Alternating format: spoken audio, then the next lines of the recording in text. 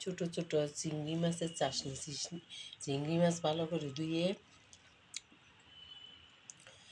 6-7 minute ভিজে দিয়ে এগুলো হালকা বুনা করছি। বুনা করে পেঁয়াজ, রসুন, আদা, তারপরে সরিষ, এই আমের আচার, তারপর জলপাই, এগুলো দিয়ে বানিয়ে ফেললাম। কার কার খাইতে ইচ্ছে করে আমার কাছে চলে আসেন। কার কার খাইতে ইচ্ছে, প্রিয় ভাই বোনেরা। অনেক মজা করে। তারপর ধনিয়া পাতা দিছি।